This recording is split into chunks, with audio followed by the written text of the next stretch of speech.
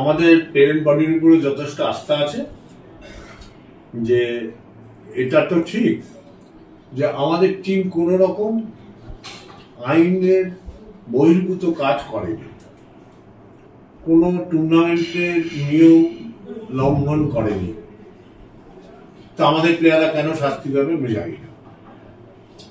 যদি শাস্তি পেতেই হয় তাহলে বোথ পার্টি বোথ ক্লাবে খেলোয়াড়দেরই শাস্তি দেওয়া উচিত।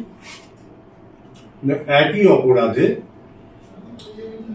যদি অপরাধ হয় এটাই কিছু, একই অপরাধে দুই ক্লাবের খেলোয়াড়রাই যুক্ত ছিল, নাম্বার 1। নাম্বার 2, এই যে আমি একটা জিনিস শুনছি যে একটা টাইম নষ্ট হয়েছে, সেই টাইমটাকে প্রোভাইড করা, কিন্তু রুলে নেই কোথাও প্রোভাইড করতে হবে। এবার হতে পারে টুর্নামেন্টটাকে প্রপারলি করবার জন্য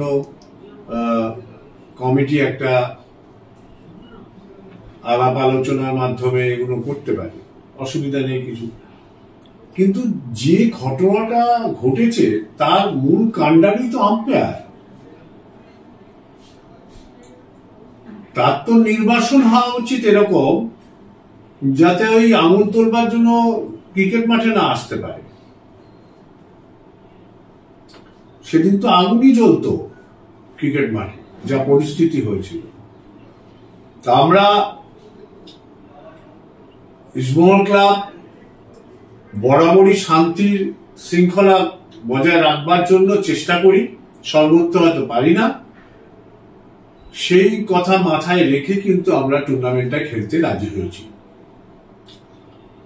আমি টুর্নামেন্ট কমিটির, আমাদের ক্লাবের কাছে কৃতজ্ঞ থাকা উচিত যে আমরা টুর্নামেন্টটাকে পার্টিসিপেট করেছি। এরকম সিমিলারলি সেই দিনকে আর একটা টিমের মতো যে আমরা খেলবো না প্রতিজ্ঞাবদ্ধ হয়েছিলাম, থাকিনি। আমরা কিন্তু স্পিড দেখিয়ে মাঠে নেমেছি এবং মাঠে খেলেছি। এবার খেলায় কি কি হয়েছে সংবাদ মাধ্যম জানে। কোন একজন সাংবাদিক সে সাংবাদিকের তাপমাত্রা ছাড়িয়ে ওখানে অসভ্য ভাষায় গালাগালি করতে করতে আমাদের টিমকে গেল। জানি না এটা কোন রুচির পরিচয়। এই খারাপ ব্যবহার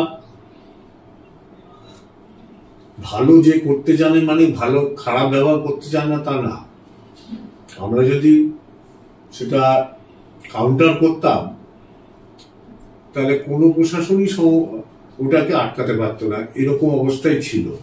কিন্তু আমাদের খেলোয়াড়, কোচ এবং অফিসিয়াল কর্মী যারাই ওখানে উপস্থিত ছিল তাদেরকে আমি ধন্যবাদ জানাই যে ম্যাচটাকে সমাপ্তি করেছে।